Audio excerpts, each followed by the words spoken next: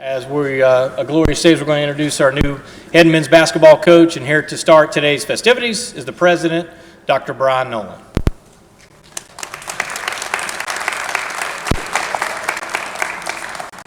Jay, thank you. Greetings to everyone and good afternoon. On behalf of our Board of Trustees, faculty, staff, and students, it is my pleasure to welcome you to the campus of East Tennessee State University. Today we welcome our students back from spring break. And at the risk of jumping the gun on this announcement, I say we're also excited to welcome back a former member of staff to our campus. March is a unique month on a college campus, for it heralds the arrival of spring and the hope contained therein. And all across the institution, you can see things coming to life, taking root from seeds that were planted decades ago.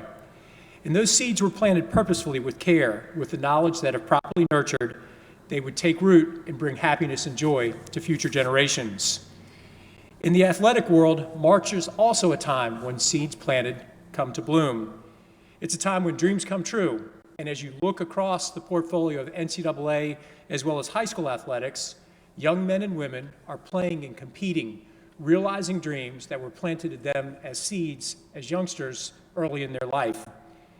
And as we've seen this past weekend from the win by Furman and Princeton and others, Cinderella stories are being told across the nation. This is a region that loves basketball and is rich with basketball talent.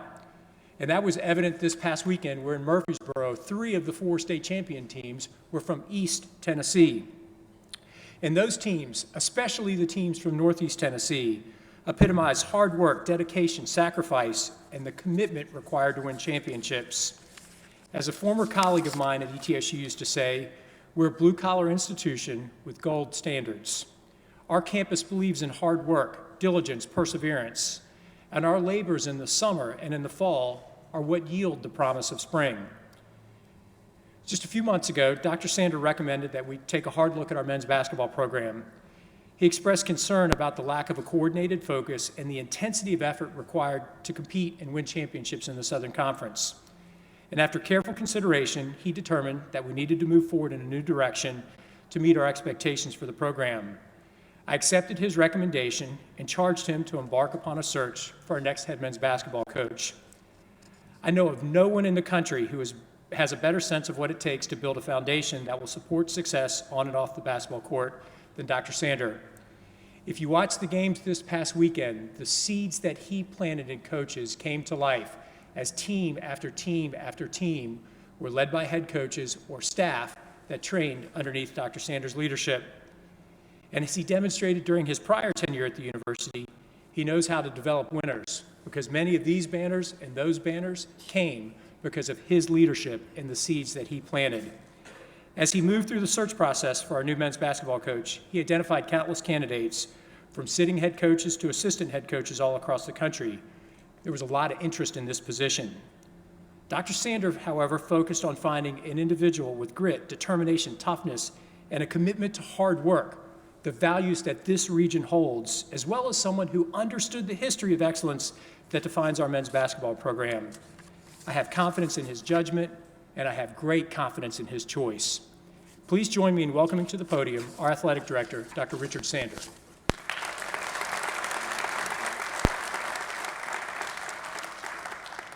Thanks, Dr. Nolan. First of all, I'd like to thank, we put together a little search committee to kind of help vet a lot of the candidates, interview the candidates, and I'd just like to recognize them. Kay Lennon was the chairman of our search committee, and Eric Baumgardner, Dr. Brian Johnston, Dr. Susan Epps, and Dr. Jess Thomas. They did yeoman's work on this. And as we started this process, I heard from people that there was some concerns that, the quality of candidates for this job would be limited. And that turned out to be absolutely not true. It was amazing the number of people that really aggressively pursued this job. They had as many people as they could call to try to influence this decision. And in one way, that was really rewarding to see how this position and how this university is viewed on a national level. So that was pretty exciting. And then as you go through the process, it's a pretty simple thing for me. I'm like a lot of you. I just, kind of write down pros and cons. What are the pros of each candidate? What are the cons? And when I got to, Coach Savage, the only con that I could write down on the left side of the paper was he's never been a head coach. So when I thought about that, I thought he hasn't been a head coach, but he's got the blueprint that has built this program to the amazing success that we had from 2015 to 2020. And what, my major goal was to get back to those kind of days where it's fun to go to the games, that this great fan base that we have can really enjoy every game. And I think in Coach Savage's term here, the one thing that we identified was our mantra was ETSU tough. And our players played with great passion. They played with great energy. They played with a toughness that was both physical tough and mentally tough. They played with purpose. And, the one thing that really, and I'm a former basketball coach, so one thing, loose balls are important to me. You get every loose ball, and that was our mentality. And so, these guys, they came in and they were a big part of it, from Jelon Gwynn, T.J. Cromer, Isaiah Tisdale, Patrick Good, Hunter Mascara-Perea, Tevin Glass, all those guys, they adopted this. That became kind of our mantra and who we are. When other teams played us, they knew at the end of the game that they had a real fight on their hands. And that's what we got to get back to. We're going to get back to that toughness. We're going to get back to that passion. We have a lot of a good foundation here. Some of these guys back here, these guys are talented guys. We just need to add a few more. We need to build a culture of that ETSU tough. And, as I thought about this, the best person out there to do that is Brooke Savage. So you don't want to hear me.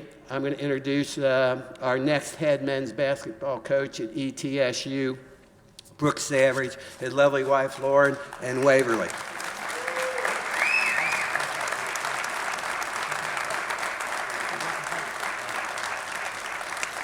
We've got a little bit of something for the whole Savage family.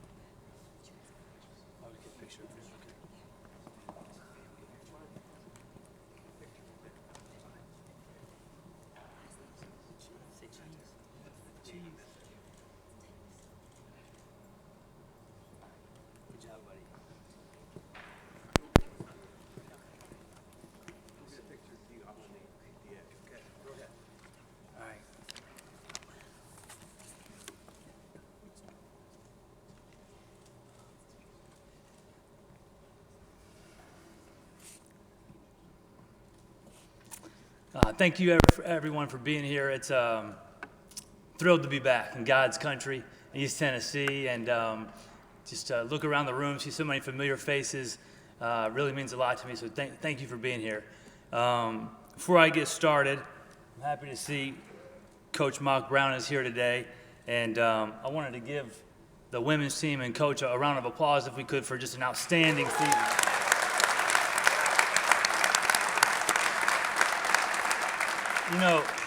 Being at Wake Forest for the past 3 years, everywhere I went in the community or on campus, even out recruiting with the logo, and people would ask me if I went to Wake Forest, and I was always like, shoot, no, there's no way in hell they'd ever let me in there.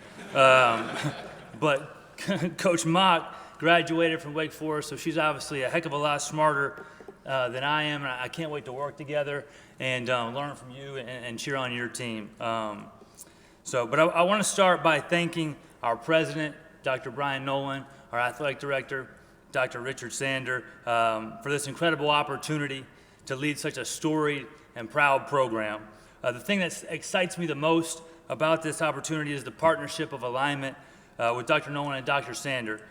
We share the same pride, passion, and vision for ETSU and ETSU men's basketball program, and I think that's critical to our success. The chance to lock arms and work with two extraordinary leaders and people who I have great respect for and confidence in is what makes this place so special and this opportunity so special. So thank you for believing in me and entrusting me with the future of this program and affording me the opportunity of a lifetime at a place that's always been a dream job destination for me. So thank you. I also want to thank the committee members who I look forward to working with very closely.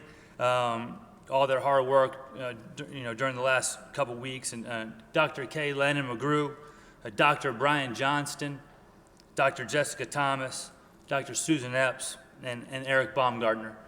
I don't know about you, Eric, but it sounds like we need to get one of them doctorates that everybody's got going on around here. Thank you guys. I want to give a special thank you to Kay Lennon McGrew, someone who I have the utmost respect for and admiration for. Thank you for all your hard work throughout the process, especially over these last few days, getting all the details and everything in order and making this such a smooth transition for me and my family. So thank you. To the ETSU family, all the faculty and staff, program supporters, community members, everyone here, it really makes me feel at home to see all of you, and I can't wait to be in the community and be out on campus and spend time with all of you, and I'm excited to work together. So speaking of family, our program will be relationship-based. The relationships in my life mean more to me than anything in the world, and I have a lot of people to thank today that helped make this possible. So bear with me here. This couple of them will be tough. But I want to make a big thank you first to the MVP of our family, my wife Lauren, or should I say my very pregnant wife, Lauren. We got another little girl coming in about 5 weeks, so just an awesome time in our life, and we're really excited about that. But thank you for being all in all the time. And our daughter Waverly is here. Waverly, can you wave? Can you wave to him? Wavy was born 3 years ago here in Johnson City on a Saturday in January in front of a sold-out Freedom Hall when we beat Chattanooga, and that's something that we're going to get back to doing on a regular basis. I can promise you that. All right, I want to thank my family. My sister's back home doing a little Ferris Bueller action, skipping class. She's a teacher, but she's watching back home in South Carolina, and Lauren's parents are in Georgia. I want to thank them, and my mom and dad are here. My mom and dad, they gave me the greatest gift that you could ever give someone. They believed in me and encouraged me to chase my dream and dream big. And from there, they instilled a work ethic in me to turn that dream into reality. So they've been there every step of the way, and just thank you. My dad, he said yesterday that he's going to be the Freedom Hall supervisor of officials. So you guys will get to know him really well. He'll be at all the games. Billy Donovan, when he was at Florida, his dad sat on the bench, but don't get any bright ideas. That ain't happening. But thank you for everything, and thank you. What started as a love for the game for me turned into a passion for teaching, for leading, and for making a positive impact in the lives of other people. And I've been blessed beyond measure in my life to have some incredible coaches who believed in me and gave me an opportunity to live my dream. To my high school coach, Tim Whipple at Irmo High School in South Carolina, just won his 6th state championship at Irmo. He built my basketball foundation and taught me how to win with integrity. Pat Marshall, for all your guidance and mentorship. All of the assistant coaches and support staff that I've gotten a chance to work with over the years, especially the guys at Wake Forest that I know are watching in the office.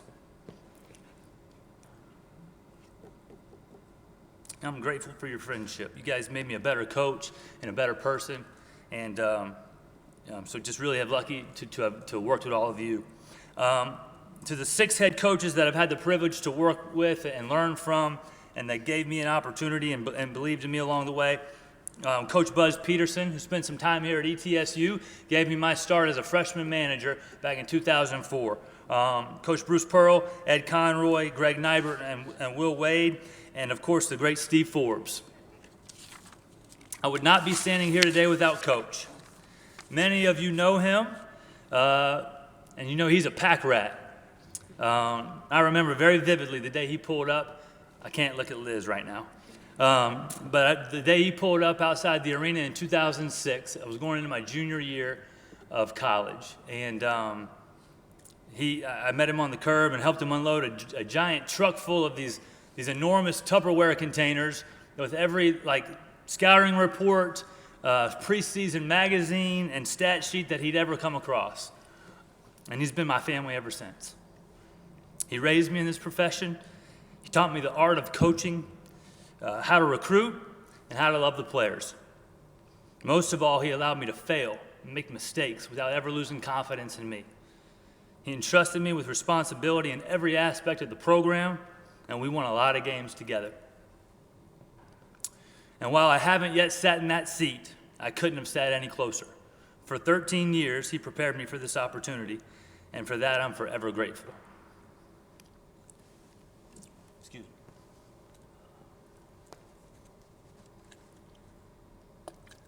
me. So I'd like to give Coach Forbes a round of applause for all that he's done for this program.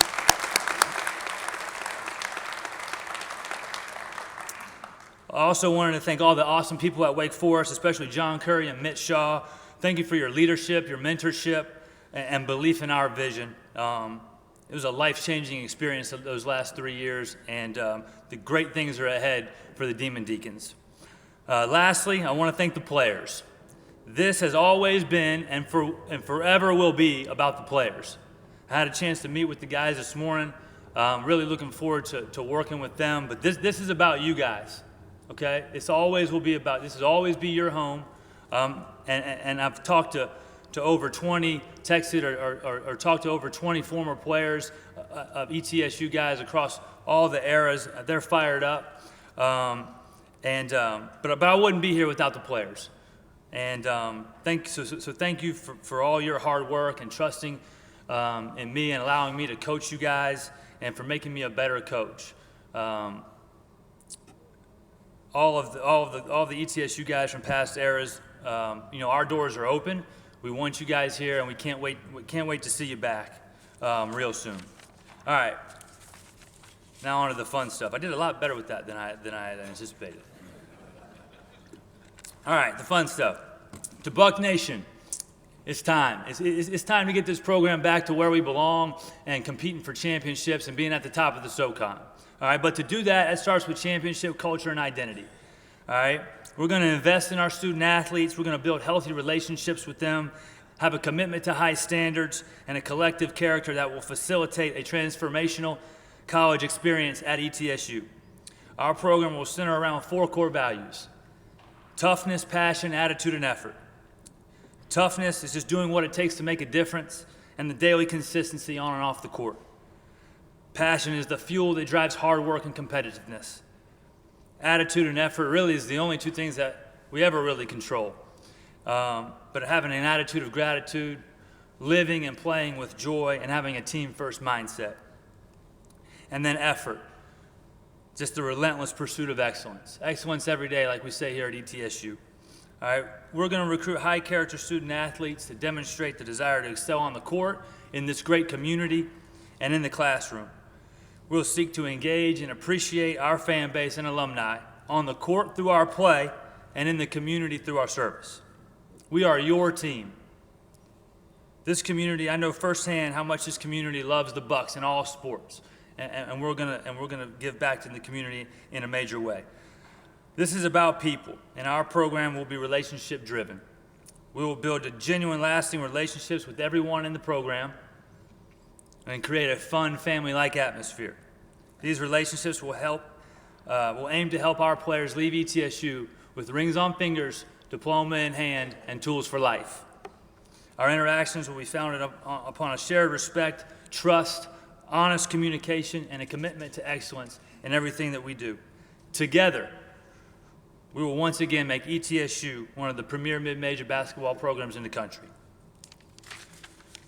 On the court, Coach Forbes laid out the blueprint for success. The product will look very similar to the last time that I was here and very similar to what we were building at Wake Forest. The packaging will be a little bit different. I've been part of a year one staff 6 different times, so I'll draw on those experiences to help me hit the ground running. But I believe this, and I told the players this morning at 10:30 when we got a chance to visit. Like, you are our guys, right? You are our players. We want you here. We want to help change your life. We believe in you. You guys are plenty good enough, and we're not that far off.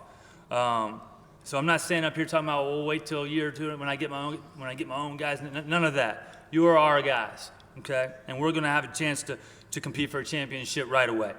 We'll begin establishing our standards and expectations and our identity from day one, and we're going to emphasize those on a daily basis. It'll become the fabric of who we are. We'll be the hardest playing, best conditioned, most connected, toughest team. We'll practice and play with a joyous intensity. We'll be hard-nosed on the defensive end of the floor. We'll be tough, athletic, and physical on defense. We'll be relentless on the glass, and like Doc said, on 50-50 balls. We'll be unselfish. We're going to share it on offense. We're going to get up and down and play an exciting brand of basketball. We averaged almost 80 points a game the last 2 years at Wake Forest, and you guys know, how good we were offensively, not that long ago. We're going to make a daily commitment to executing the fundamentals of how we're going to play. Our bench and our huddles will be tight. We're going to be connected because we're going to care about one another. And we're going to play for the guy next to us. And when a teammate makes a good pass, we're going to point at him. And when somebody goes to the ground, we're going to sprint over there and help them up. Because this is about being a team. In closing, you can probably tell, but I'm fired up to be here. We're going to have an outstanding staff. Coach Hughley is going to continue to be with us, somebody that has great pride in this program. So let's give Joe a hand. He helped build this. He's an incredibly talented young coach. Loves this place with all his heart and is just a relationship builder, student-athlete centric, and that's the type of people that we're going to have on our staff. And so really excited to have Joe. A couple other guys on staff you guys will be familiar with. We're gonna recruit the best players that we can get here at ETSU, and we're gonna make Freedom Hall once again the toughest place to play in the Southern Conference. But